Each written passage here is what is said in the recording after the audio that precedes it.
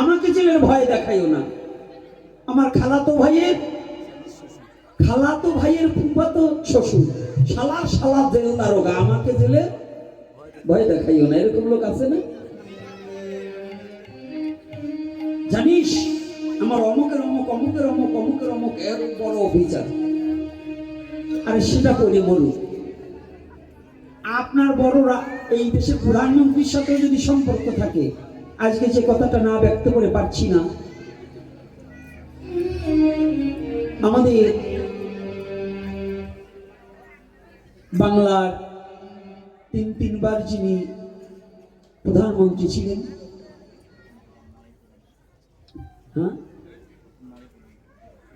এই বাংলার স্বাধীন হওয়ার পরে বাংলার প্রথম প্রধানমন্ত্রী নারী যিনি বেগম খালেদা জিয়া, তিনি আজ সকালে এহলোক থেকে পরলোকে গমন করছি। তো সেই হিসাবে আমরা দলমত নির্বিশেষে, আমি কোনো দলের হয়ে কথা বলছি না, কোনো পার্টির নয়, তিনি আমার বাংলার মাটিতে সর্বপ্রথম নারী হিসেবে প্রধানমন্ত্রী ছিলেন। এই জন্য যেন তার আত্মাটা ভগবানের চরণে যেন একটু স্থান পায়, ভগবান যেন তাকে সেই সুখ দান করে, এটা আমার প্রার্থনা সমস্ত সবার মধ্যে। কারণ মানুষ হয়ে মানুষের জন্য প্রার্থনা করা, এটা দলমতের জন্য না। তিনি মানুষ, তিনি আমার নেত্রী ছিলেন, এই বাংলার মাঝে এক সময় শাসন করেছিলেন। এই জন্য ভগবানের চরণে তারা বিদেহী আত্মার জন্য আমি প্রার্থনা জানাই, ভগবান যেন তার অন্তিমে তার রাতুলি চরণে তাকে রাখে। আমার স্বধর্ম থেকে, আমার জায়গা থেকে আমি প্রার্থনা করলাম। জয় নিতাই, জয় গৌর হরিব।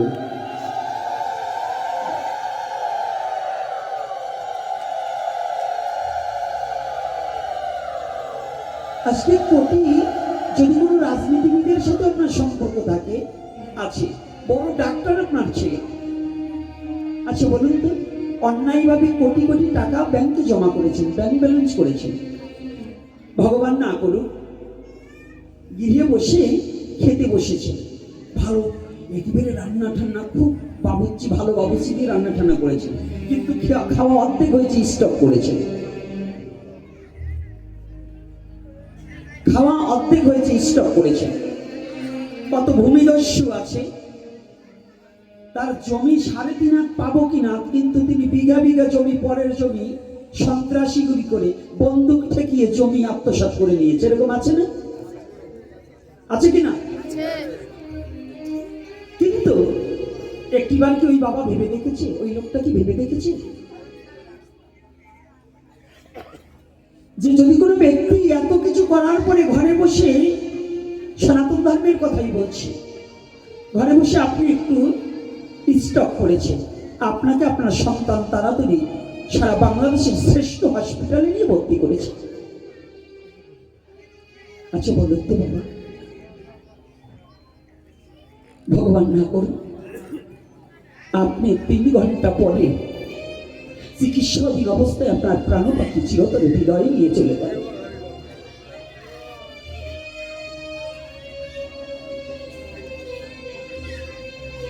যদি আপনার প্রাণপাখিটা যদি চলে যায়,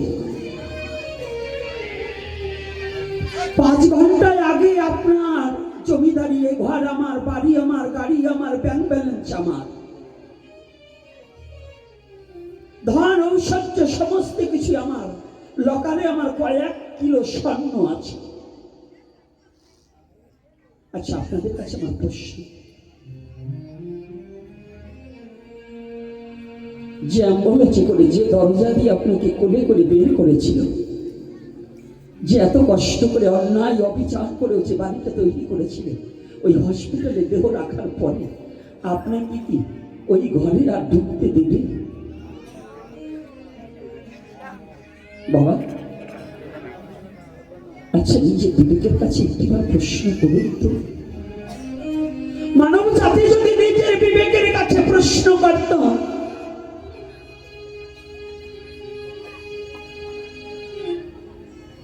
নিজের বিবেকের কাছে যদি প্রশ্ন করত যে ঘর থেকে আমাকে বের করে নেবে, ওই ঘরে আর আমাকে কোনোদিন ঢুকতে দেবে না,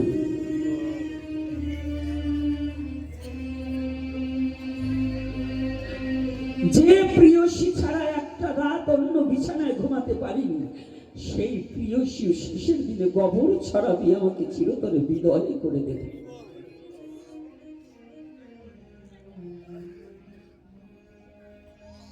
আমি ওই ঘরে আর ঢুকতে পারবো না।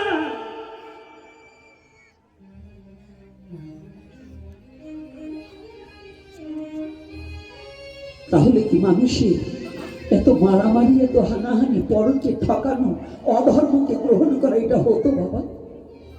বলুন, বিবেকের কাছে প্রশ্ন করুন। পৃথিবীর সবচেয়ে বড় আদালত হচ্ছে মানুষের বিবেক। এই বিবেকটার কাছে একটিবার প্রশ্ন করুন, আমার জীবনে কতগুলো অন্যায় কাজ করেছি সেটা দেখবেন ভেসে উঠবে। উঠবে কিনা? উঠবে কিনা? তাহলে কিসের এত বাহাদুরি?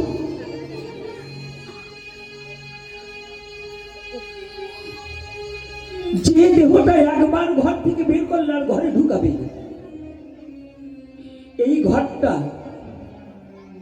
এজন্য বলছি কি জানেন মহাত্মা জন,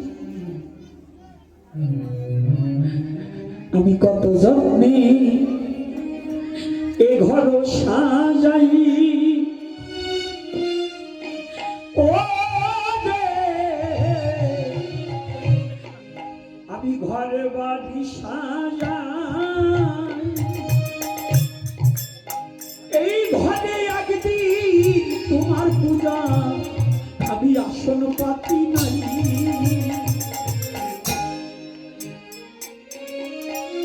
কত যত্নে ঘর বাড়ি সাজাই, ঘর বাড়ি সাজাই,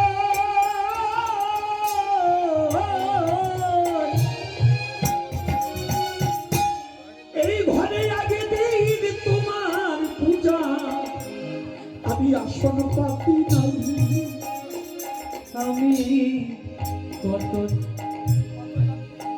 কত যত্নে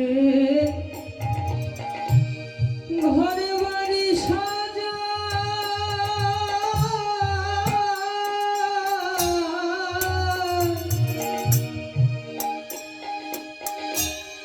এই ঘরে একদিন তোমার আমার আসন পাতি না। বিশ্ব জগতে যত ঘর বাড়ি সাজাই না কেন, যদি এই ঘরে গোবিন্দের পূজার আসন না পাতানো হয়, ও বাবা, এই প্রাকৃতিক জগতের জায়গা জমি ধান ঔষধ টাকা পয়সা স্ত্রী পুত্র পরিজন কেউ আপন নয় কখন,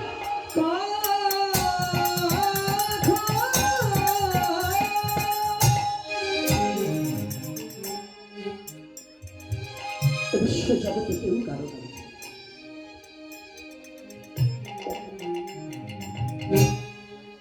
তাই একটি সুপ্রভাতে হরিনাম করিতে করিতে ঠাকুর হরিদাস নগর পরিভ্রমণ করছে, বেনাপুর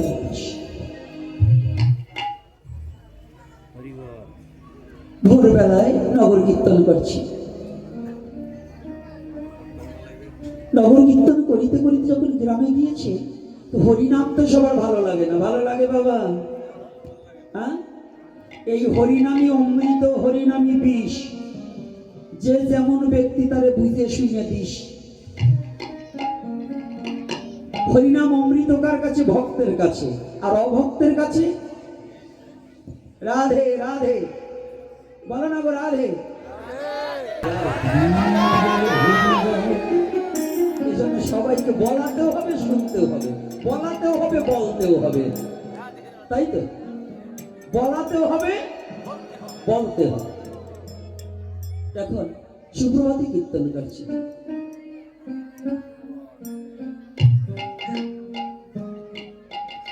কীর্তন করিতে করিতে যখন যাচ্ছে, তাই ভোর 4টার সময় যদি কীর্তন করে,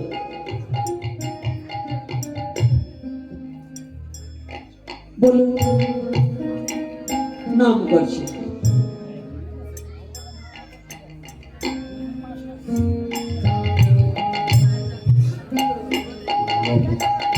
হরে কৃষ্ণ হরে কৃষ্ণ কৃষ্ণ কৃষ্ণ হরে হরে হরে রাম হরে রাম রাম রাম হরে হরে হরে কৃষ্ণ হরে কৃষ্ণ কৃষ্ণ কৃষ্ণ হরে হরে হরে রাম রাম রাম হরে হরে। হরিদাস নাম করছে। কার্তিক মাসে আপনারা কার্তিক ব্রত পালন করে ভোরে কি কীর্তন করেনি? মা করছেন। তো কিছু কিছু লোক বলেনি সকালবেলায় ঘুম ভেঙে দিল। হ্যাঁ, কি প্রত্যেকদিন কি শুরু করেছে গো? তো এই গ্রামে কিছু দুষ্ট প্রকৃতির লোক ছিল। আবার বাবা কেউ রাগ করবেন না, কারণ মহাপ্রভু লীলাগুলোর মধ্যে বলতে গেলে কিছু এসে যাবে, কিন্তু সেটা আমাকে ক্ষমা সুন্দর দৃষ্টিতে দেখবেন। কিছু দুষ্ট প্রকৃতির ব্রাহ্মণ ছিল। হরিদাসের শেষে নাম করছে আর যুবক ছেলেদেরকে নিয়ে হরিনাম করে করে যখন ওদের দলে নিয়ে আসতেছে না, তখন ওই কিছু দুষ্ট ব্রাহ্মণ বলছে ওরা হরিনাম করছে কেন? ওরা পাঠা বলি দিয়ে কালী পুজো করবে, দুর্গা পুজো করবে, হ্যাঁ, ললাটে রক্ত চন্দন নেবে, আর ওরা তিলক ধারণ করে ওই সাধু বেটার সাথে হরি বল হরি বল। হরে এটা কি মেনে নেওয়া যায়? এই যে আমাদের মধ্যে আছে, কেউ রাগ করবেন না, আমাদের মধ্যে আছে কিছু বাবারা আছে বয়স্ক লোক, এই আমার গুরুদেবের ছেলের কাছ থেকে তো দীক্ষা নিতে হবে, অন্য জায়গায় দীক্ষা নিতে পারবি না। কি এরকম ধরাবাধা কিছু নিয়ম আছে না? এরকম বলে না? না, এটা মিথ্যা কথা, আপনার এটা সততা। গুরুদেবের ছেলের কাছ থেকে আপনার ছেলে দীক্ষা নিতে হবে না, কারণ সদ্গুরু যেখানে যে অবস্থা, তার কোনো জাত নাই, তার কোনো বর্ণ নাই। একজন ব্রাহ্মণও গিয়ে দীক্ষা নিতে পারে। ভগবান নিজে দীক্ষা গ্রহণ করছে কার কাছে জানেন? ভগবান রামচন্দ্র। ভগবান রামচন্দ্র কার কাছে? বাবা বিশ্বামিত্র মুনির কাছে। বিশ্বামিত্র কি জন্মগত ব্রাহ্মণ? যোগ বলে ব্রাহ্মণ হয়েছিল। তাহলে দেখুন, ভগবান দেখিয়ে দিলেন দীক্ষা নিতে কোনো জাতপাত প্রয়োজন হয় না, শুদ্ধতা হলেই হয়, তার সেই শক্তি সমাপ্ত হলেই হয়। আজকে দেখুন, ভগবান রামচন্দ্র বিশ্বামিত্র মুনির কাছে নাম নিয়ে, একই গুরুদেবের কাছে তিন পুরুষ। ভগবানের বাবা দশরথের দীক্ষাগুরু কিন্তু বিশ্বামিত্র। ভগবানের পৃথিবীতে ভগবানের কোনো ছেলে নাই, তথাপিও লবকুশ নাম নিলেন বিশ্বামিত্রের কাছে, নাকি? তিন পুরুষ নাম নিয়েছিলেন।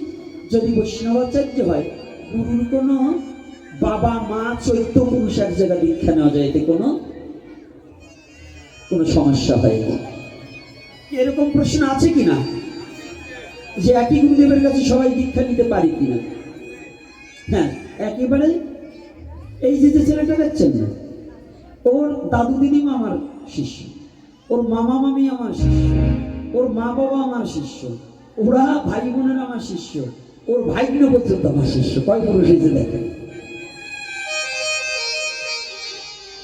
কথাটা বুঝতে পেরেছে? ওদের একেবারে ফুল ফ্যামিলি ওখানে। আমি গুরু হবার যোগ্য নয়, তবে ওরা গ্রহণ করেছে, তাই আমার যোগ্যতা নেই। গুরু হতে হলে যে যোগ্যতা প্রয়োজন সেটা আমার নেই, কিন্তু ওরা করেছে। তো এই গুরুর কোনো জাত বিচার থাকে না, আর কোনো প্রভেদ থাকে না যে একই গুরুর কাছে কয়জনে মন্ত্র নেবে। তৎকালীন সময় কিছু দুষ্ট প্রকৃতির ব্রাহ্মণ আছে। দুষ্ট প্রকৃতির ব্রাহ্মণ কারা? সব ব্রাহ্মণ যে এক তা নয়, সব বৈষ্ণবী যে ভালো তা নয়, সব বৈষ্ণবী যে খারাপ তা নয়, সব মানুষই যে খারাপ তা নয়, সব সম্প্রদায়ই খারাপ তা নয়। ভালো মন্দ নিয়েই তো বিশ্ব জগৎ। আমি যে ভালো কথা বলছি, আমি যে সব ভালো তা নয়, আমারও কত দোষ আছে, তাই তো বাবা? দোষের ঊর্ধ্বে তো মানুষ নয়, দোষের গুণেই তো মানুষ। তাই কিছু দুষ্ট প্রকৃতি ব্রাহ্মণ, ওনাদের ছেলে পেলেগুলো, যুবক ছেলেরা, যেমন দেখবেন আমাদের বৃদ্ধরা অনেকে বলে এ নূতন একটা ধর্ম নিয়েছে, আগে তো একাদশী টসী ছিল না, ওরা ভারী সাধু হয়েছে, কি এরকম বলে না বাবা? এটা হচ্ছে এদের মূর্খতা এবং অজ্ঞতা। অর্থাৎ আগে ছিল না, আগে তো অনেক কিছু ছিল না। আগে এরকম পাকা রাস্তা ছিল আপনাদের এখান দিয়ে? এই লাইন কি এত ভালো ছিল? হাইটে যাইতো না লোকে, এখানে জল হতো না। আচ্ছা, আগে কি এরকম এই 3 তলা বিল্ডিং ছিল এই বাড়িতে? কি বাবা, এই মন্দির পাকা ছিল?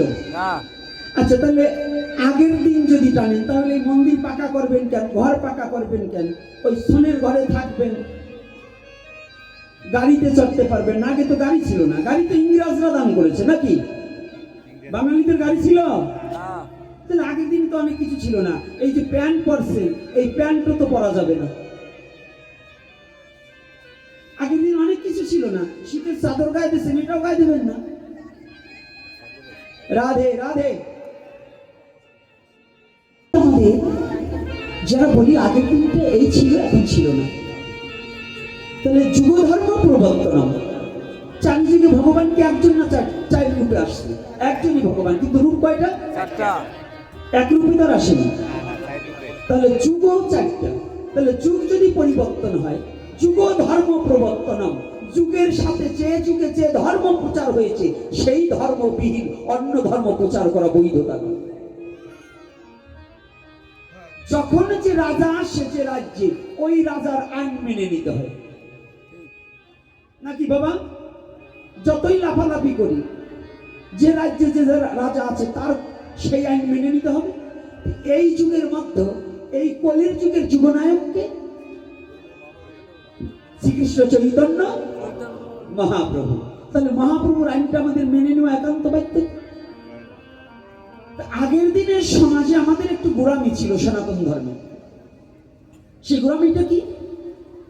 ব্রাহ্মণ ছাড়া দীক্ষা নেওয়া যাবে না, বৈষ্ণব ছাড়া শিক্ষা নেওয়া যাবে না।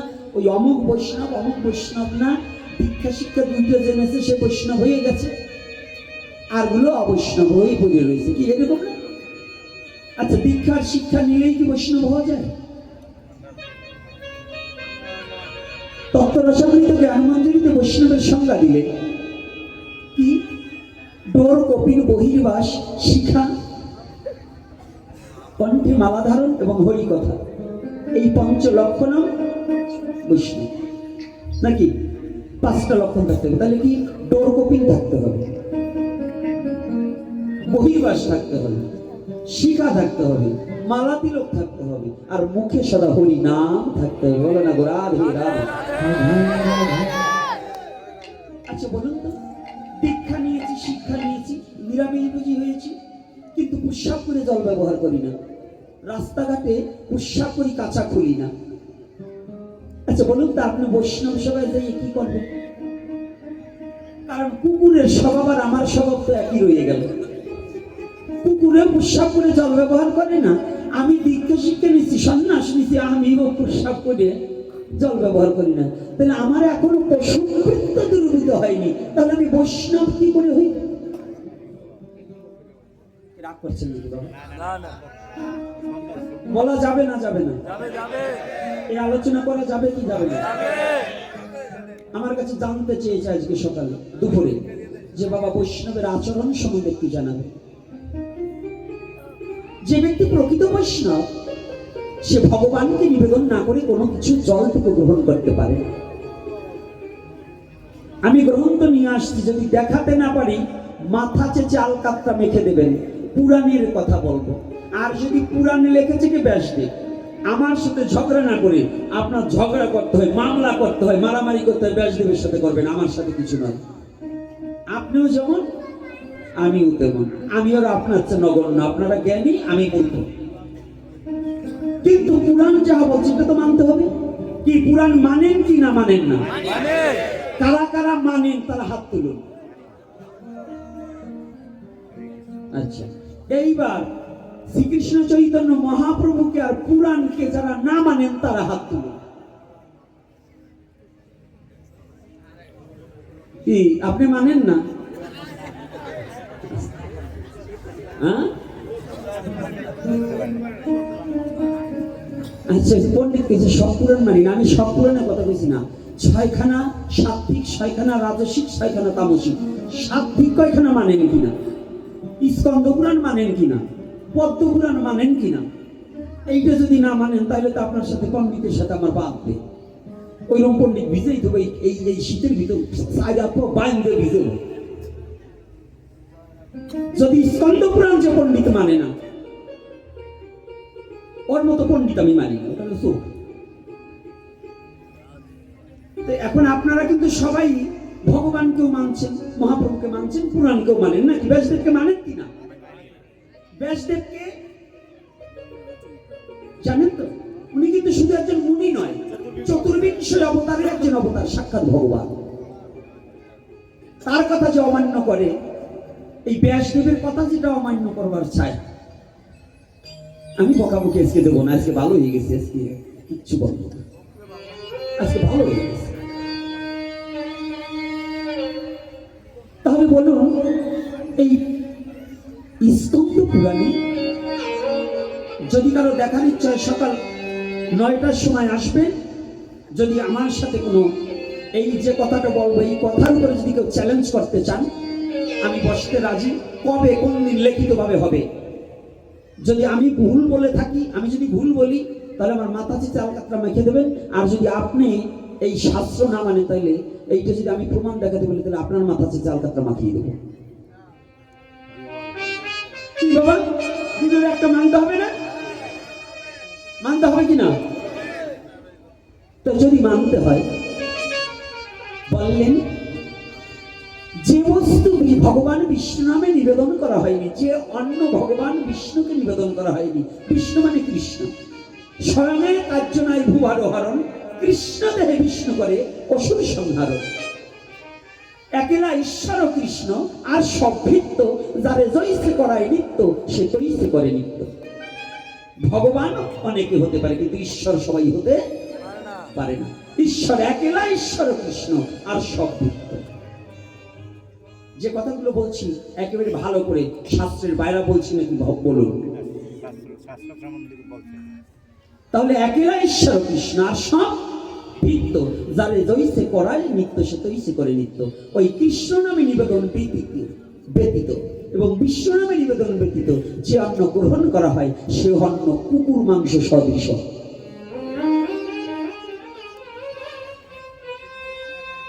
রাগ করবেন না, কি কষ্ট দেওয়ার কথা বলছি না, আমি শাস্ত্রের কথা বলতেছি। তাহলে ওটা আচ্ছা, ভগবানকে নিবেদন করতে হলে আমাদের মহাজনগণ বললেন, বিনা তুলসীতে 56 ব্যঞ্জন যদি রন্ধন করা হয়, সেটা কিন্তু ভগবানকে নিবেদন করা যাবে না। তাহলে আপনি যদি বৈষ্ণব হন, তাহলে এই বড় একটা কাতলা মাছের মাথা দিয়ে যে এবারে যে বঙ্গি ভাঙা করবেন, যে নিবেদন করবে, ডাল দেন, ভাজি দেন, এইটা তো চলবে না। কারণ বিনা তুলসীতে তো ভগবান কৃষ্ণকে দিতে পারবেন না। আর যেটা কৃষ্ণকে দিতে পারছেন না, ওটা তো কুকুর মাংস সদৃশ। এখন যদি আপনি বৈষ্ণব হয়ে ওটা পরিত্যাগ না করে আপনি ভোগ লাগান, তাহলে আপনার ভোগ পরিশুদ্ধ না। আমি বলছি না, আমি বলছি যদি পুরাণে না দেখাতে আপনি আমার জিহ্বা কেটে দেবেন। তাহলে বৈষ্ণব বলে যে দাবি করি, বৈষ্ণবের আচরণটা, আহার বিহার একটু পরিশুদ্ধ করার দরকার আছে নাকি বাবা? আছে কিনা? আমার আছে না? খালি একটু ভালো রান্না করতে পারলাম, রান্না করতে পারলে কিন্তু বৈষ্ণব হওয়া যাবে। সদাচারিতা যার মধ্যে নেই, সে কোনোদিন বৈষ্ণব নয়। যার উৎসৃষ্ট বিচার নেই, আহার বিহারের মধ্যে যার ভাব নেই, সে কোনোদিন বৈষ্ণব হতে পারে। ভক্ত হতে পারে, কিন্তু বৈষ্ণব হতে পারে। ভক্ত সবাই, একটা পাগলও ভক্ত হতে পারে, কিন্তু বৈষ্ণব হতে পারে। এটা কেন বললেন? কোথায় বলছি? আরো বলছি, সনাতন ধর্মের শ্রীমদ ভগবত গীতা, গীতায় আহার সম্বন্ধে কোনটা সাত্বিক, কোনটা রাজসিক, কোনটা তামসিক, দৈবাসের সম্পদ বিভাজ্য হইতে ১৬শ এবং ১৭দশ অধ্যায় পর্যন্ত, এই দুটো অধ্যায় ১৬ এবং ১৭ অধ্যায় পর্যন্ত খাদ্যাখাদ্যের গুণগত মান আছে কিনা? কি সাধু বাবারা বলুন, আছে কিনা? তাহলে যদি আপনি গীতাকে মানেন তাহলে তো আপনি অখাদ্য খাইতে পারেন না, আপনি বৈষ্ণব হইতে অভক্ষণ ভক্ষণ করতে পারেন না। কি পারি?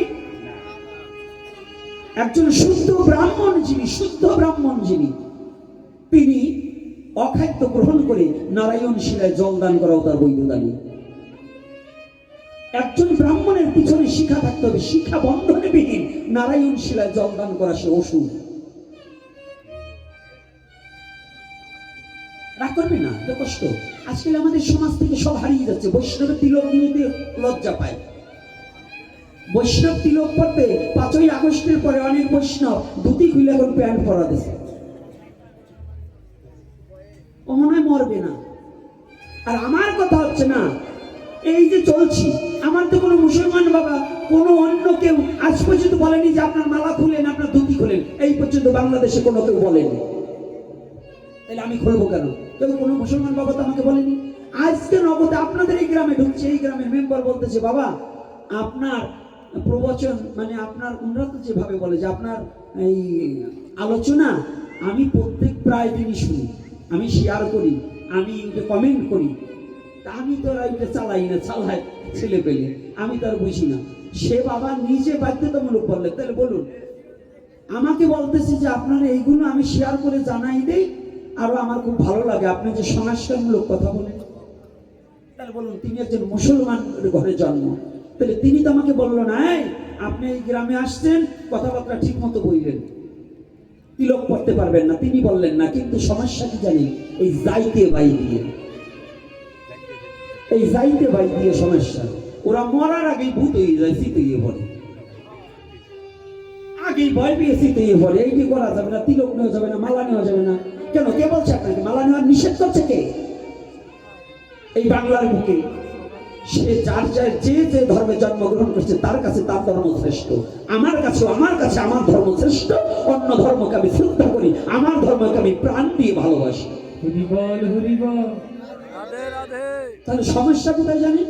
সমস্যাটা অন্য কারণে, সমস্যাটা আমাদের নিজেদের। এই এক বৈষ্ণব একটা বলবে, আর এক বৈষ্ণব এসে বলবে ওইটা মানি না, আমারটা মানতে হবে। আর আজকে যেটা আমি বলছি, আমার জন্য সনাতন ধর্ম সর্বজন বিদিত পুরাণ। তাহলে এখানে যদি একথা বলা থাকে, আপনি যদি কৃষ্ণ মন্ত্রে দীক্ষিত হয়ে যান, কৃষ্ণ মন্ত্র এবং বৈষ্ণব কথাটা উল্লেখিত করেন যে বৈষ্ণব আমি, তাহলে আপনার আহার বিহার শুদ্ধ করতে হবে, চলাবলা শুদ্ধ করতে হবে। যতদিন পর্যন্ত আপনার আহার বিহার চলাবলা পরিশুদ্ধ না হবে, ততদিন পর্যন্ত আপনাকে বৈষ্ণব বলে গণ্য করা হবে। কষ্ট পাচ্ছেন নাকি আপনার আমার কথা? না মিথ্যা? সনাতন ধর্মে দাঁড়িয়ে প্রস্রাব করা অবৈধ, তবে যদি কোনো বেদিগ্রস্ত ব্যক্তি হয় সে পারবে। প্রস্রাব করে জল ব্যবহার করা বৈধতা না অবৈধতা? হরিভক্তি বিলাসী স্পষ্টভাবে বর্ণনা করেছে। জানেন তো, দীক্ষা নিয়েছি 60 বছর, কোন দিকে মুখ করে প্রস্রাব করতে, পায়খানা করতে, এই তো জানে না। আবার বৈষ্ণব, আবার ব্রাহ্মণ, আবার সাধু। তা আগে আপনার আচরণটা ঠিক করুন। তা আচরণ ঠিক করতে হলে আমি যে কথাগুলো বলছি তা আমি বলছি না, মহাপ্রভু যেটা আমাকে বলাচ্ছেন। বলুন, এই কথা কি, যদি একজন বৈষ্ণব হয়ে যদি প্রস্রাব করে হাত পাও না ধয়, যদি জল ব্যবহার না করে, হ্যাঁ, তাহলে কি সে তাকে কি বৈষ্ণবের খাতায় বলতে পারি? শাস্ত্রে বলেছে যদি তুমি জল না পাও তাহলে টুকরা কাপড়, কিংবা টুকরা কাপড়ের পরিবর্তে এখন আধুনিক টিস্যু পেপার, যদি তাও অসমর্থ হও, ইসলাম ধর্মের মতো একটা ঢিল নিলেও ব্যবহার করতে হবে। কেন করতে হবে? সনাতন ধর্মের আর্য মহর্ষিরা আপনাকে রক্ষা করার জন্য দুটো পথ অবলম্বন করছে। ধর্ম যাতে রক্ষা পায়, আপনার শরীরও যাতে রক্ষা পায়। কি করে? প্রস্রাবটা হচ্ছে একটা অ্যাসিড জাতীয়। এই প্রস্রাবটা যদি আপনার গোপনাঙ্গে লেগে থাকে, এই ক্রমান্বয়ে এমন একটা ব্যাধি হতে পারে, গনোরিয়া, সিফিলিস পর্যন্ত হতে পারে। আর ধর্মীয় দিক থেকে একটা 5 বার যেখানে প্রস্রাব করা হয়, ওইখানটাকে এই প্রস্রাবখানা বলা হয় না? ওইখানে যদি কোনো লোক নেমে পড়ে, তার স্নান ছাড়া কি ঘরে আসা যায়? তাই দিনে যদি 5 বার প্রস্রাব করেন, 5 ফোঁটা প্রস্রাব যদি আপনার কাপড়ে লেগে থাকে, তাহলে কি আপনি কি ওই কাপড়টা কি প্রস্রাবখানার চেয়ে একটু ভালো? তাহলে আপনার কি প্রয়োজন? শুদ্ধতা। তাহলে কি জল ব্যবহার করলে কিংবা যদি আমরা এটা করি, প্রস্রাবটা কাপড়ে লাগবে না, কাপড়টা পরে আমি যে কোনো জায়গায় মন্দিরে তীর্থস্থানে যেতে পারবো। পারবো কিনা? আর যদি আমার নোংরা থাকে আমি যেতে পারবো না। শীত হয়েছে, মুজা পায়ে দিয়েছি, প্রস্রাব করে অর্ধেক ধুইছি আর অর্ধেক ধুই,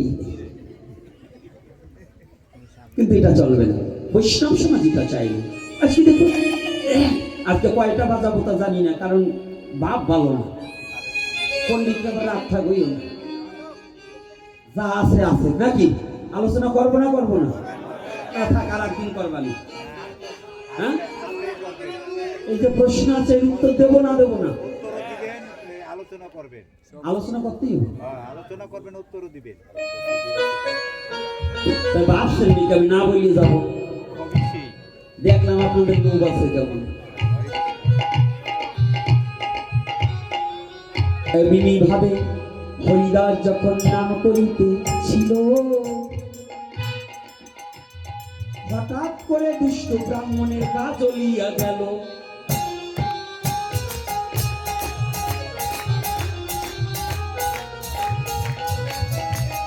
এক ব্রাহ্মণ আর একজনকে ডাকিয়া যে কয়, এই সাধুরে গ্রাম ছাড়া করতে কিন্তু হয়।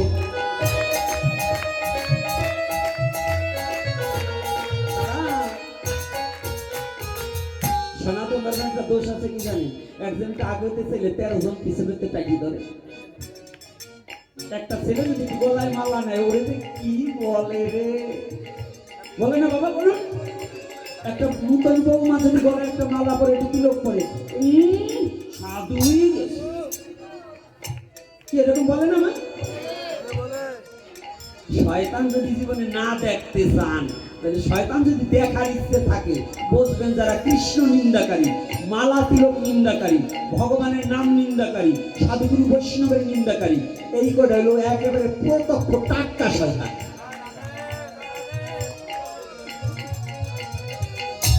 শয়তানের চেহারা তো জীবনে দেখতে পারবেন কি না পারবেন?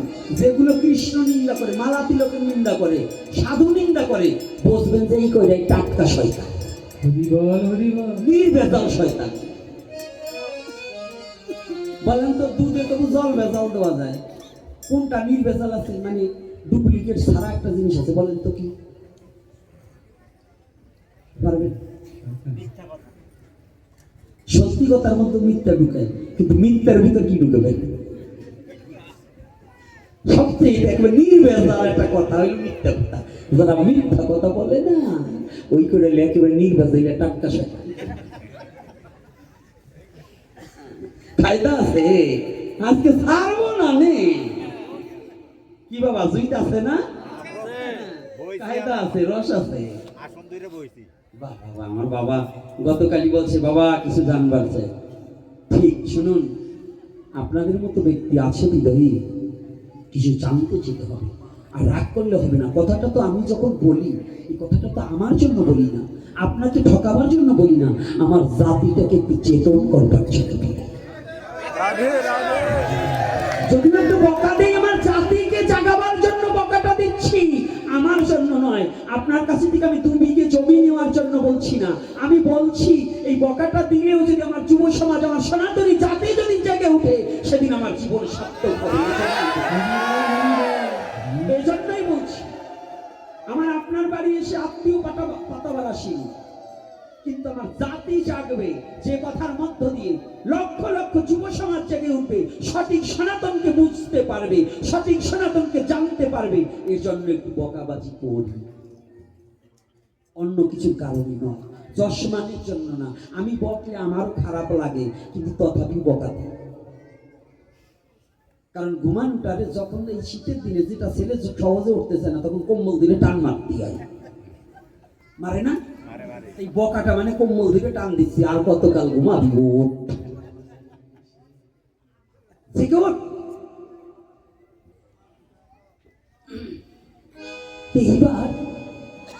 কিছু দুষ্ট বুদ্ধি ব্রাহ্মণ তারা বললেন, এই সাধুকে দেশ থেকে তাড়াতে হবে। এই আমাদের মধ্যেও আছে, দেখবেন ভালো ব্যক্তির পিছনে লেগে থাকবে, লাগে না? দেখবেন ভালো সৎ ব্যক্তির পিছনে দোষ বেশি, আর শয়তানরে দেখবেন বড় ভিড়া, বড় আসন দেবে। আর সাধু ধন্য কলিলীলা তোমারই, ঘাট হয়েছে অঘাটা, অগাথার বৃত্তি বেশি। পড়তে তিলকমালা নামা বলি, জঙ্গলির শাস্তারে বলি, পড়তে নোবেল নাটক নেই কো আটক, কি যে মজা বলি হারি, ধন্য কলির লীলা তোমার। গীতা পাঠ করতে দেবেন ছেলেরা বসে না, কিন্তু যদি নোবেল ভালোবাসার লাল গোলাপ ইয়ে পড়তে দেন একেবারে সারা রাত ঘুম কামাই করে পড়বে। এখন আর পড়া লাগে না, এখন ওই যে কেতাবতলে পাঠি। তো যাক, তো এই কিছু ওরা যখন বলছে না, এই সাধুরে তাড়ানো যায় কি করে? আমাদের যুব সমাজ দেখবেন আমার উপর কিছু বয়স্করা ক্ষিপ্ত আছে, কিছু লোক আমাদের ধর্মের লোক আমার উপর ক্ষিপ্ত আছে। কারণ কি জানেন, আমি গোমর ভাস করে দেওয়া ওদের ব্যবসা কমিয়ে যাচ্ছে। এই ব্যবসা কমার কারণে ওরা আমাকে কিন্তু সুযোগ পেলে বসাই দিবার পারে, এরকম লোক আছে না? এই জন্য বলতে হলে তুই হিসাব করে বলি, তবু বলছি। এইবার কি করা যায়? তৎকালীন সময় কাজী সাহেবের শাসন আমলে এই ব্রাহ্মণরা যুক্তি করলেন কাজীর কাছে নিয়ে নালিশ দেন। হ্যাঁ না, এইবার যখন কাজীর কাছে নালিশ দেব বললে সবাই যুক্তি করলেন কি, ওই সাধু প্রতিদিন আমাদের গ্রামে একেবারে জ্বালিয়ে দিল, হরিবল হরিবল করে ছেলেগুলোর মাথাটা খেয়ে দিল, আর না ওই সাধু ভরে গিয়ে আমাদের একটু ঘুমাতেও দেয় না। কাজী সাহেব বসে, কাজী সাহেব, কাজী সাহেব, আমরা আর একেবারে শেষ হয়ে যাচ্ছি, আমরা ঘুমাতে পারছি না। কেন? ওই এক সাধু এসেছে, নৌতম সাধু, সে আমাদের গ্রামের ছেলে পেলেগুলোকে কি যেন মন্ত্র করে একেবারে তাদের করে তার করে নিয়েছি। ওই সাধু আসলে ছেলেগুলোর মাথা ঠিক থাকে না। কেন? ওই রাত্রি ভোর রাত্রি 4টার সময় গিয়ে কীর্তন করা শুরু করে দিয়েছি, আমরা আর ঘুমাতে পারি না। আমাদের বাপ দাদার ধর্ম একেবারে সব নষ্ট হয়ে গেল। কেন? আগে আমরা কালী পুজো করতাম, এখন ছেলেরা কালী পুজো বন্ধ করে দিয়েছে। যেমন আপনাদের এখানে এখন যদি বলি বাবা যে দুর্গা পূজায় মদ খান, ওই দুর্গা পূজা না করাই ভালো। দেখবেন অনেকেই ভাববে এই যে সাধু আইছে আমাকে দুর্গা পূজা একটু মদ টদ খাই, এই যে বন্ধ করে আইছে, তাড়াতাড়ি তারা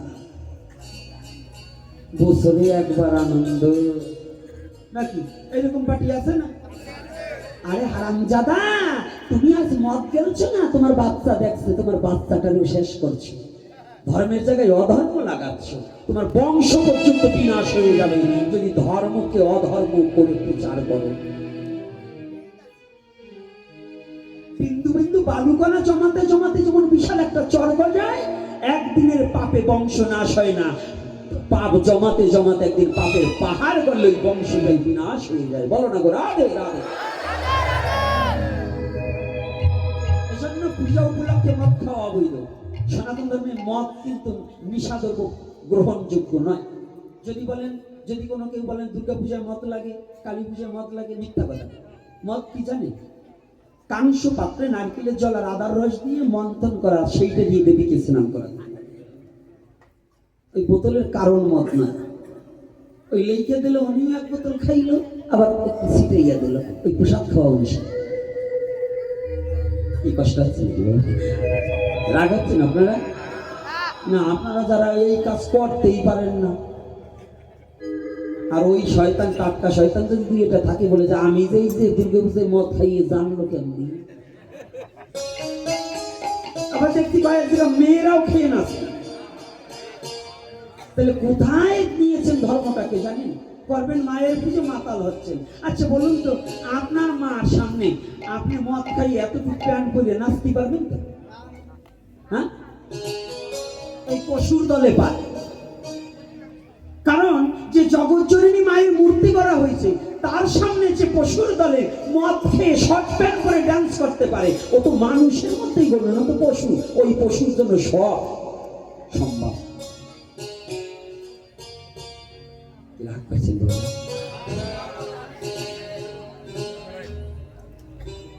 আজকে যখনই বলেছে না কাজী সাহেব বলছে, তাহলে কি করা যায়? আমি একটা কাজ করি, তোমরা তো আমার কাছে নালিশ করে গেলে, তা আমি লোকটাকে একটা সুযোগ দিই। তখন পেয়াদা ছিল, পেয়াদা ছিলেন তো, হ্যাঁ, মানে সংবাদ বাহক, তাকে পাঠিয়েছি, যাও ওই হরিদাসকে হরিনাম করতে এসেছে। হরিদাস নাম করছে, হরে কৃষ্ণ হরে কৃষ্ণ কৃষ্ণ কৃষ্ণ হরে হরে, হরে রাম রাম রাম হরে হরে কৃষ্ণ কৃষ্ণ কৃষ্ণ হরে হরে, হরে রাম রাম রাম হরে হরে। হরিদাস হরিদাস। আমাকে ডাকছে? হ্যাঁ ভাই, কাজী সাহেবের নির্দেশ আমাকে পাঠিয়েছে, তুমি আর এমন করে নবরে দিয়ে হরিনাম করো না।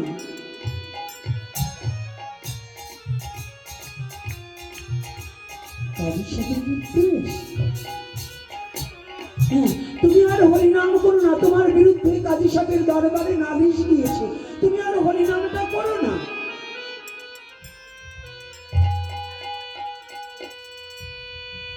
আমি হরিনাম করবো না? পেয়াদা সংবাদ পৌঁছিয়ে চলে গেছে, কিন্তু কে কার কথা শুনে? জগতে ভগবানকে ভালো একবার যে ভাসতে পারে, সে কি আর জীবনে ভগবানের ভালোবাসা ভুলতে পারে?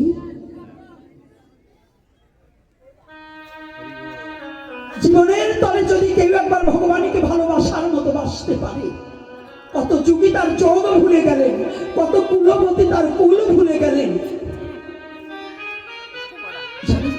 কৃষ্ণ প্রেমে আমাদের ভীতি, কৃষ্ণ নামে যদি একবার মন কারো ডুবে যায়,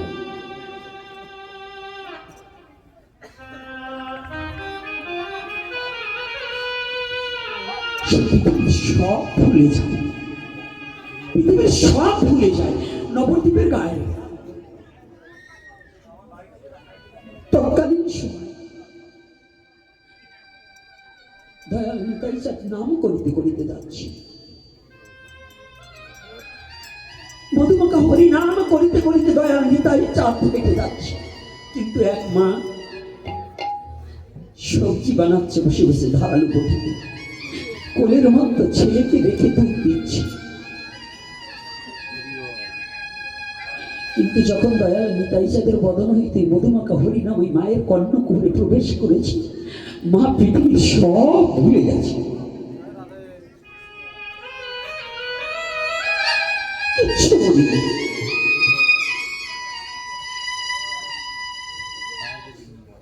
মা ওই নামের দিকে কর্ণটা যখন এগিয়েছে, মা নিজের স্মৃতিশক্তি পর্যন্ত হারিয়ে গেছে।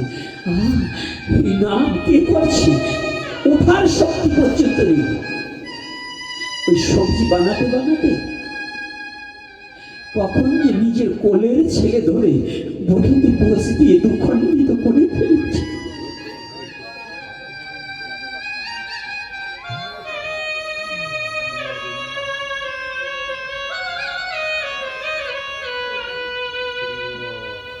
মা নামের মধ্যে নয়ন দিয়ে তার মনটাকে ডুবিয়ে দিয়ে নিজের পুত্রকে টুকরো টুকরো করে ফেলেছে।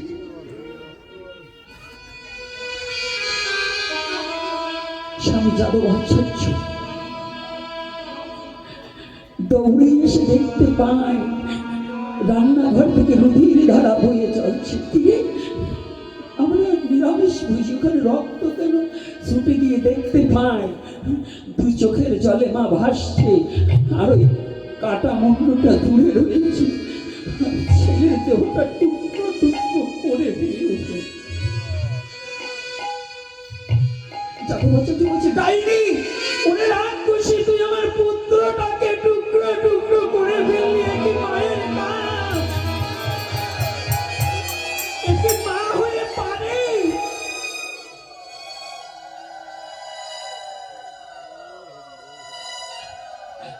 কোনো কথা বলছে না। যখন এই যে ধাক্কা দিয়েছে, একই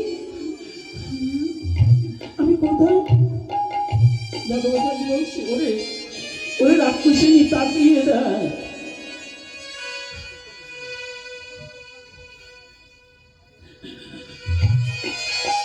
আমার হরিমোলা পাখিটাকে তুই শেষ করে দিলি,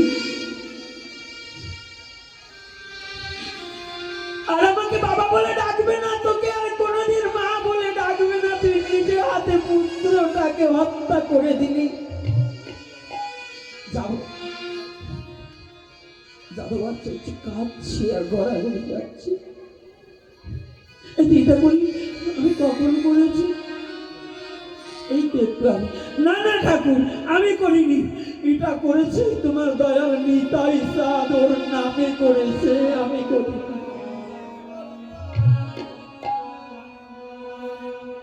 আমি করিনি, ওটা নিতাই চাঁদের নামে করেছি। কেন? নিতাই চাঁদ যখন নাম করিতে করিতে যাচ্ছ, ওই নাম আমার কানে আসার সাথে সাথে আমি কেমন যেন হয়ে গেছি, আর আমি বলতে পারি না।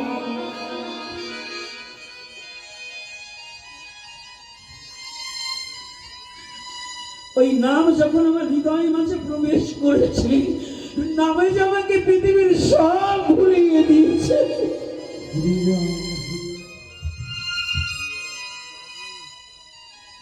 নামে আমাকে সব ভুলিয়ে দিয়েছে।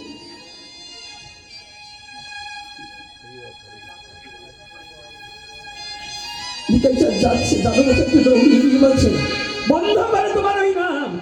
আমার এই নাম আর জগতে কিছু, তোমার এই সর্বনাশা নাম, যে নামে মানুষের প্রাণ কেড়ে নেয়, এই নাম করো না।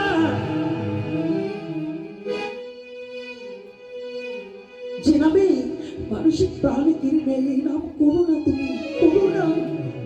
কেন?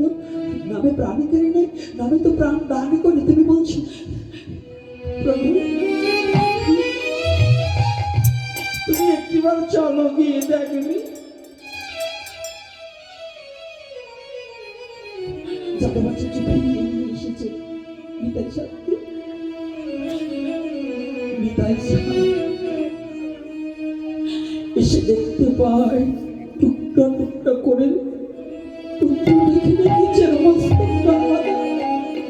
ওমা কেন? ঠাকুর তুমি করেছো। তুমি যখন নাম করেছিলে, আমি ওই নাম শুনে আমার পুত্রটাকে হারিয়ে ফেলেছি। না না, তুমি ভুল বলছো। নাম তো মানুষের প্রাণ দান করে। তোমার নামে আমার পুত্রকে নিয়ে নিয়েছে। যাদবাচার্য বলছি, এ নাম আর কেউ নেবে না, তোমার এ নাম কেউ নেবে না। সে নামে পুত্র হারাতে হয়।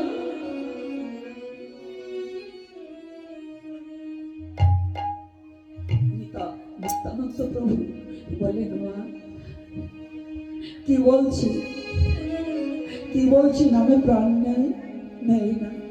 ওই মাংসগুলা টুকরা টুকরো করে রেখেছে, একটা পাত্রে রেখে শুইয়ে দিয়ে একটা কাপড় দিয়ে ঢেকে নিত্যানন্দ প্রভু দণ্ডে নিত্য করচার হরি নাম করছে। নিত্যানন্দ প্রভু দণ্ডে হরি নাম করছে, নিত্য করছে চতুর্দিকে ঘুরে ঘুরে। নামের মহিমায় যখন নামের দিকে আবার প্রাণ চলে গেছে, এই মধ্যে ওই যে পুত্রটাকে টুকরা করে ফেলেছে, পুত্র যেন হরি বল হরি বল বলে উঠে বসে পড়েছে।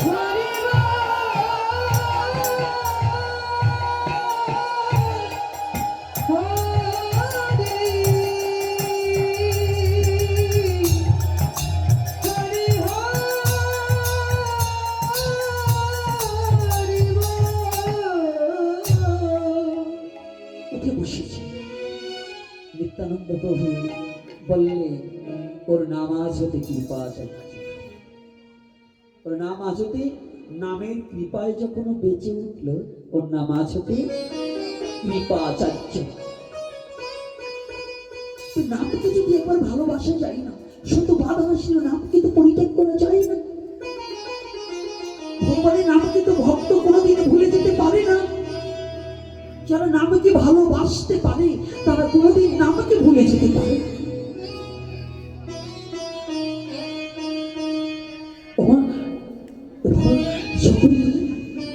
দাস বলছে আমাকে নাম ভুলে যেতে বলছে। না না, আমি তো নাম ভুলে যেতে পারবো না। হরিদাস নাম ছাড়েনি, নাম করছি। কয়েকদিন যেতে না যেতে আবার গিয়ে ব্রাহ্মণ বর্গ বলছে, কাজী সাহেব আপনার পেয়দা পাঠানোর পরে হরিনাম বন্ধ করেনি। আপনাকে অসম্মান করা মানে কি? আমাদের সবাইকে অসম্মান করা। সাধু এত সাহস পেল কোথায়?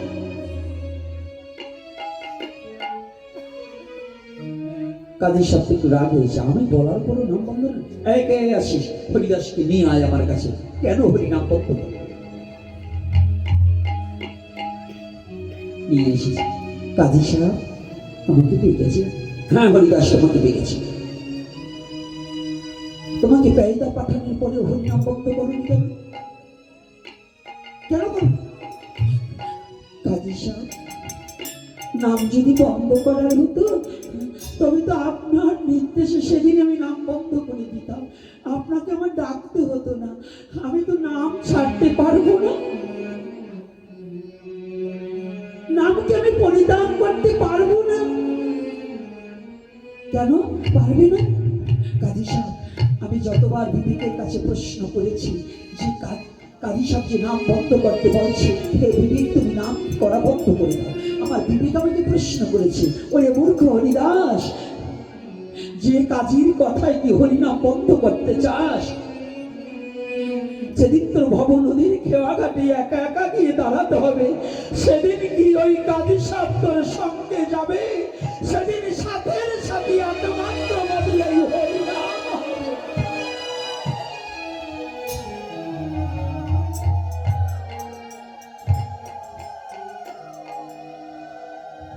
আমি নামকে ছাড়তে পারবো না। নাম ছাড়বো না? না নাম ছাড়বো না, আমি নাম ছাড়তে পারবো না। হরিদাস নামকে তুমি ছেড়ে দাও, তোমার ভালো হবে। নামের চাইতে আর ভালো কিছু আমি চাই না। ও তুমি আমার মুখে মুখে তর্ক করছো, তুমি নাম ছাড়বে না? কাজী তুমি নাম ছাড়বে না। এই নাম করার পরিণামে তোমার কি হবে জানো? কাজী সাহেব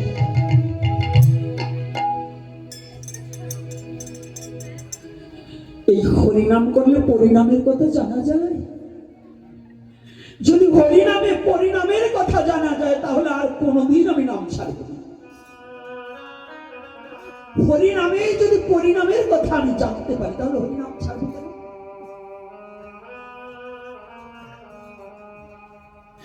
হরিদাস এই পরিণাম, এই হরিনামে সেই পরিণাম নয়, এই পরিণামে তোমার মৃত্যু।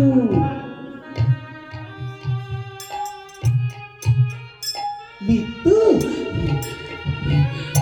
আমি আর নাম ছাড়বো না। কত শত জীব পৃথিবীতে জন্মেছে, কবে কে কোনদিন চলে যাবে কেউ জানে না। যদি হরিনাম করিতে করিতে আমার মৃত্যু দিনের কথা জানা যায় তবে আর আমি কোনোদিন এই হরিনাম ছাড়বো না।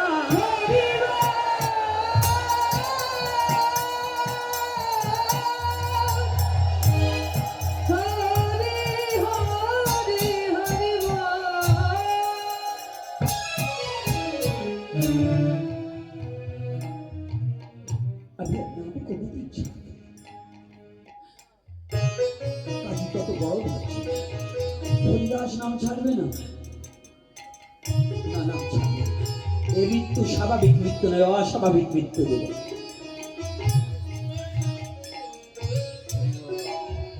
কি মৃত্যু?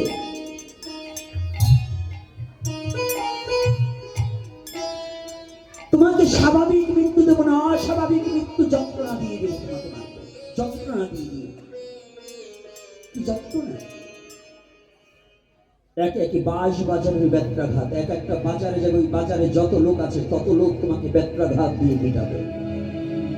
এভাবে কাজী সাহেব, মৃত্যু ভয় দেখিয়ে হরিনাম বন্ধ করা যায় না তো?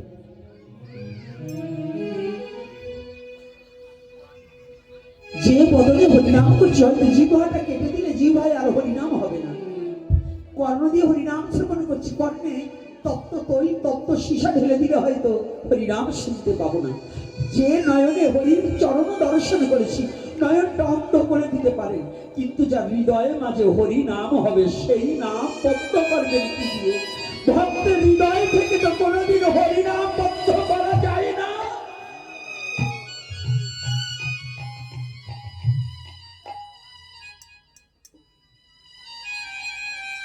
হরিদাস সেদিন বলেছিলেন, খণ্ড খণ্ড কর দেহ, যদি যায় প্রাণ, তবু না ছাড়ব বদনে এই মধুর হরিনাম।